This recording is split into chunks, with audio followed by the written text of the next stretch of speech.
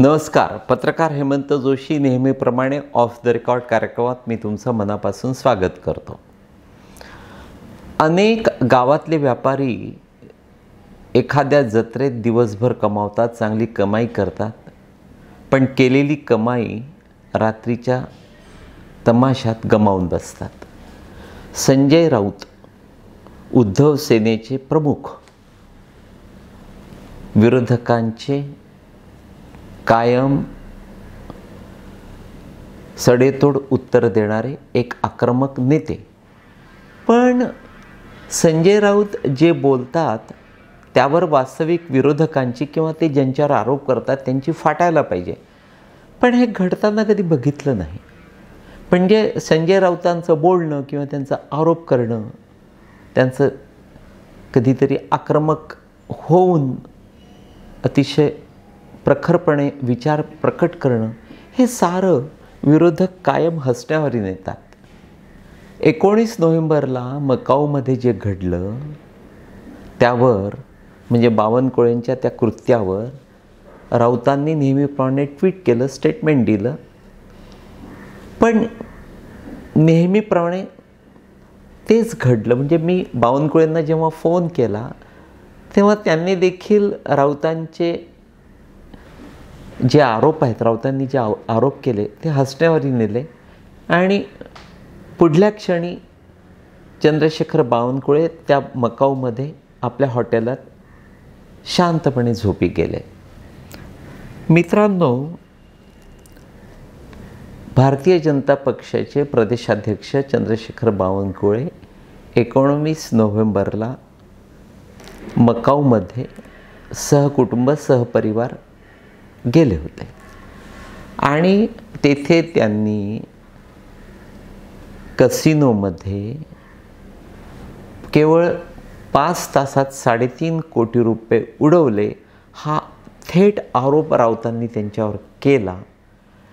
आणि त्यातले जे जाणकार आहेत ते जाणकार, ज्यांना नेमकं कसिनो हा प्रकार ठाऊक आहे, ते त्यावर हसत सुटले.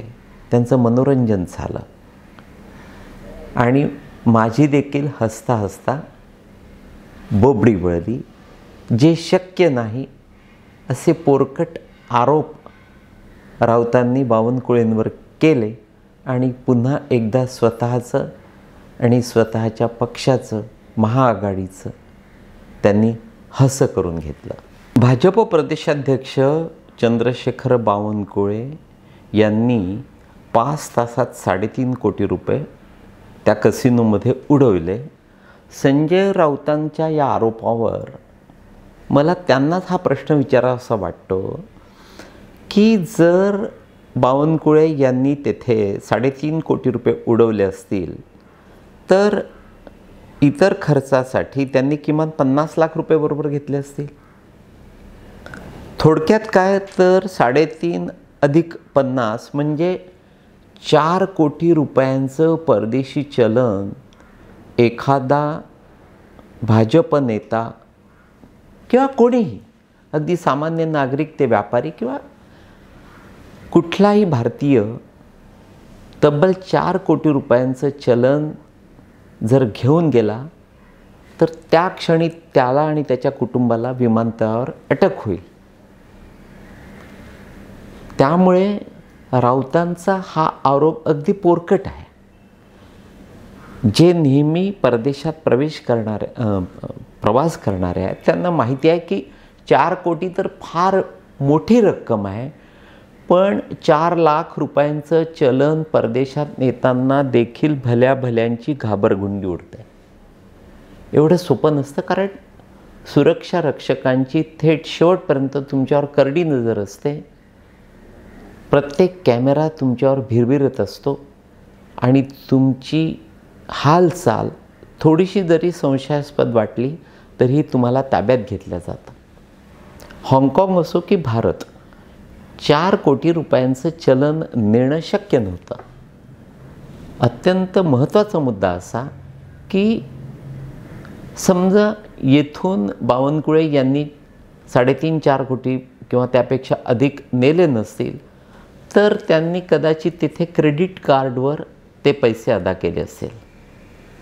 जो माणूस, ज्या नेत्याला आपलं उज्ज्वल राजकीय भवितव्य तंतोतंत नेमकं ठाऊक आहे आणि या दिवसात विरोधकांची कट्टर नजर या अशा पद्धतीच्या मोठ्या नेत्यांवर असताना कुठलाही नेता निदान क्रेडिट कार्डवर एवढी मोठी रक्कम नक्की खर्च करणार नाही.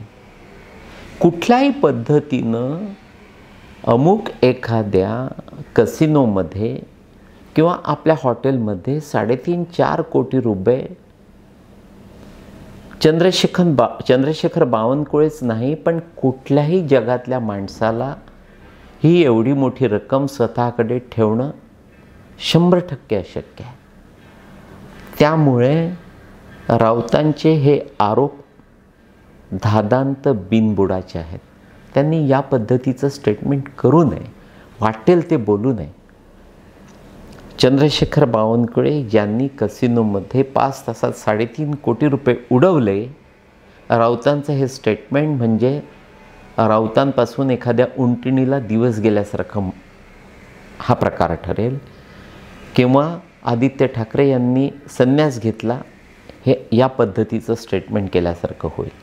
थोडक्यात काय तर वाटेल ते बरळण्यानं कदाचित सर्वसामान्यांना काही क्षण भुरळ पडू शकते, गैरसमज निर्माण होऊ शकतात, परंतु जे त्यातले जाणकार असतात, संजय राऊत, तुमच्या या बोलण्यानं ते तुमची किंमत ठरवतात.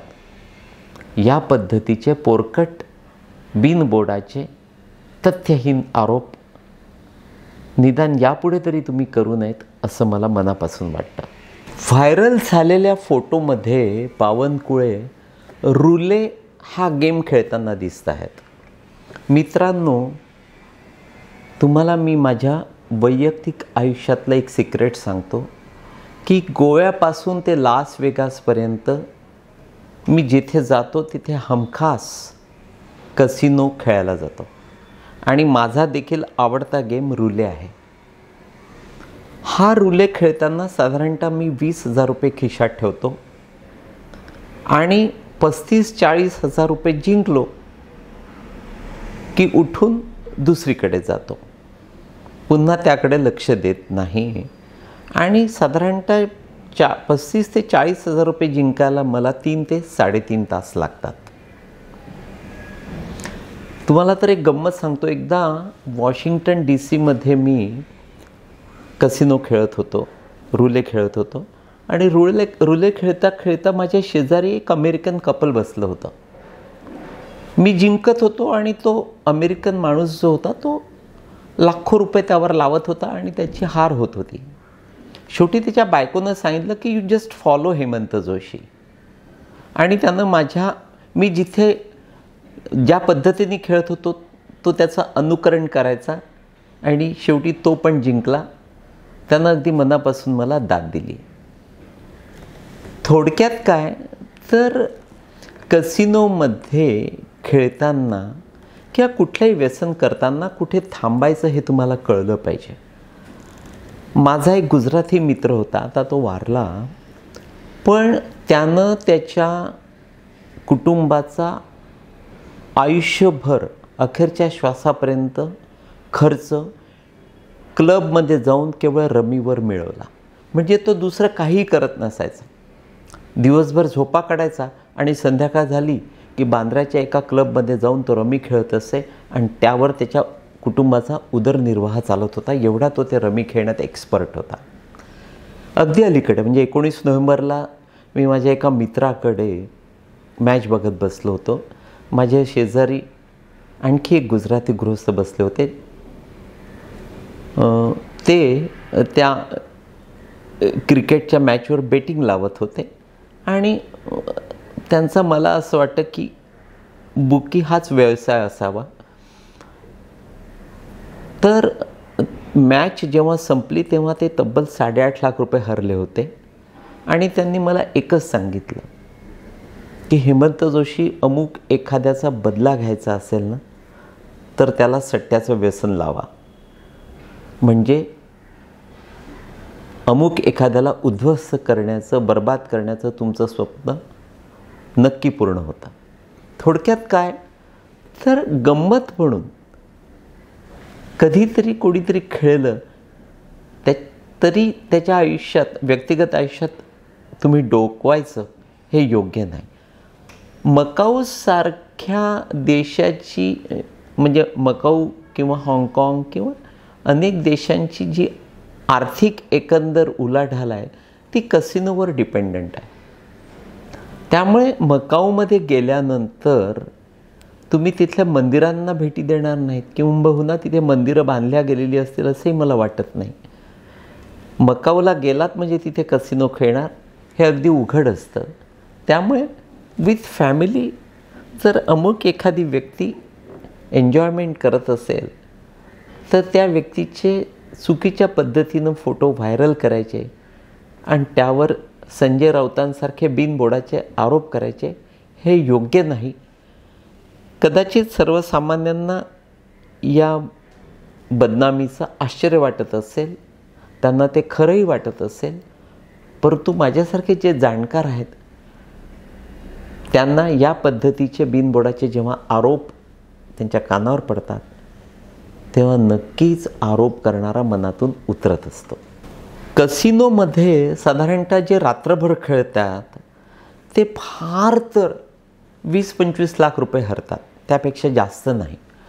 विशेषतः मी अमेरिकेत बघितलं आहे की अमेरिकेतला मध्यमवर्गीय जो कसिनोच्या आहारी गेला आहे तो देखील फार तर 25 लाख रुपये 30 लाख रुपये रात्रभर खेळून हरतो आणि त्यानंतर तो हारल्यानंतर, जवळची मोठी रक्कम निघून गेल्यानंतर वेड्यासारखा वागायला सुरुवात करतो, प्रचंड दारू पितो आणि शेवटी त्याला तिथले सुरक्षारक्षक बाहेर काढतात. हे मी अनेकदा माझ्या डोळ्यांनी बघितलेलं आहे. चंद्रशेखर बावनकुळे हे या पद्धतीचा खर्च करण्यावर अतिशय कंजूष आहेत. त्यामुळे 3.5-4 लाख रुपयांच्या पलीकडे ते गेले असतील असं मला वाटत नाहीत. किंबहुना गंमत म्हणून ते थोड्या वेळ बसले असतील आणि नेमका तोच फोटो व्हायरल झाला. थोडक्यात काय तर कुटुंबासमवेत जो माणूस या पद्धतीच्या गमती जमती करतो तो नक्कीच त्या व्यसनांच्या आहारी नसतो. तो त्या कुटुंबाला तिथे घेऊन बसतो तेव्हा नक्कीच त्याला या पद्धतीचे जर व्यसनं असतील तर तो नक्कीच उघड करणार नाही, कारण त्याला कुटुंबासमोर आपला आदर्श जपायचा असतो. आणि बावनकुळे हे काही दर 8-15 दिवसांनी गोव्यापासून लास वेगासपर्यंत कुठेही फिरायला जात नाहीत. त्यामुळे त्यांना कसिनोचं व्यसन आहे असं तुम्हाला म्हणता येणार नाही. उगाचच त्यांच्यावर बिनबोडाचे आरोप केले. कुटुंबासमवेत गमती जमती करताना विनाकारण त्यांना बदनाम करण्याचा हा कुटील डाव रचण्यात आला. संजय राऊत माझ्या मित्रा, मी या ठिकाणी तुम्हाला एक गुपित सांगतो. वास्तविक मला ते उघड करायचं नव्हतं, पण ते या ठिकाणी मला सांगावं लागणार आहे. गेल्या 1-2 वर्षांपासून बावनकुळे कुटुंबीय, अख्खं कुटुंब एका संकटातून जात होतं. अतिशय तणावाखाली घरातला प्रत्येक कुटुंब सदस्य वावरत होता. त्या साऱ्यांच्या डोळ्यावरची झोप उडाली होती. तरीही बावनकुळे कर्तव्य म्हणून प्रदेशाध्यक्ष या नात्यानं बाहेर राबत होते. तुम्हाला माहिती आहे की बावनकुळे हे क्वचित घरी जातात, घरी असतात, कारण प्रदेशाध्यक्ष या नात्यानं ते पायाला भिंगरी लागल्यागत राज्याच्या कानाकोपऱ्यात फिरत असतात आणि जेव्हा केव्हा नागपुरात असतात तेव्हा सकाळपासून रात्री उशिरापर्यंत कार्यकर्त्यांच्या घोळक्यात वावरतात, वेगवेगळ्या ठिकाणी फिरत असतात आणि रात्री उशिरा आल्यानंतर थकतात, झोपायला जातात. त्यामुळे जसं आपण सारे आपल्या बायकोला घाबरतो, नेमकी तीच स्थिती बावनकुळेंच्या घरात देखील आहे. बावनकुळेंच्या बायकोनं त्यांना काही महिन्यांपूर्वी तंबी देऊन ठेवली होती की दिवाळीच्या सुट्टीत आपण सारे एकत्र नक्की कुठेतरी फिरायला जायचं आहे. आणि मकाऊची त्या साऱ्यांनी आधीपासून तयारी केली होती. विशेष म्हणजे बावनकुळेंनी त्यांच्या नेत्यांची या प्रवासासाठी परवानगी घेतली होती. कारण बावनकुळे आणि कुटुंबियांना काही दिवस तणावमुक्त जगायचं होतं, काही दिवस घालवायचे होते. म्हणून त्यांनी हा निर्णय घेतला. आणि त्यांच्या या आनंदावर जर चुकीनं कोणी पाणी फिरवण्याचा प्रयत्न करत असेल तर या पद्धतीचं वागणं नक्कीच लांछनास्पद आहे असं मला वाटतं. मिस्टर चंद्रशेखर बावनकुळे या पद्धतीचे अनुभव यायलाच हवेत. 19 नोव्हेंबरला तुमच्यावर आरोप म्हणजे तुम्ही त्या मकाऊला होता आणि 20 तारखेला तुमच्यावर आरोप करण्यात आले. या पद्धतीचे आरोप होताच अर्थातच नेहमीप्रमाणे विरोधकांवर मोहित कंबोज भारतीय तुटून पडले. कौतुक वाटलं आहे. अर्थात संजय राऊत किंवा मी नाही त्यातली कडी लावा आतली पद्धतीनं वागणारे नाना पटोले किंवा तत्सम विरोधक यांनी जेव्हा बावनकुळे यांच्यावर आरोप केले तेव्हा चित्रा वाघ असतील, प्रवीण दरेकर असतील किंवा मोहित कंबोजसारखे असतील, अगदी बोटावर मोजण्या इतके नेते बावनकुळेंची बाजू घेताना दिसले. मात्र बहुसंख्य भाजपा नेते गंमत बघताना मला आढळले. त्यांना कदाचित त्यातून असुरी आनंद मिळत असावा. अर्थात संकटकाळी नेमका आपल्या पाठीशी कोण हे त्यातून बावनकुळेंना नक्की लक्षात आलेलं असेल. जेव्हा देवेंद्र फडणवीस मुख्यमंत्री होते तेव्हा त्यांच्या मागे पुढे फिरणारे, त्यांचे गैरफायदे घेणारे जे बहुसंख्य पत्रकार होते, फडणवीस पुढे पायउतार झाले आणि विरोधात जाऊन बसले, तेव्हा हेच पत्रकार सत्तेतल्या मंडळींना लगेच जाऊन बिलगले. या पद्धतीचे अनुभव मला असं वाटतं की नेत्यांना नक्की आले पाहिजे. बावनकुळे यांना देखील या निमित्तानं आपलं कोण पराय कोण हे लक्षात आलं असेल. अर्थात बावनकुळे यांनी देखील कायम काळजी घेतली पाहिजे आणि विरोधकांनी देखील आरोप करताना नेमकं मर्म जाणून घेतलं पाहिजे. तूर्त एवढंच मित्रांनो. नमस्कार.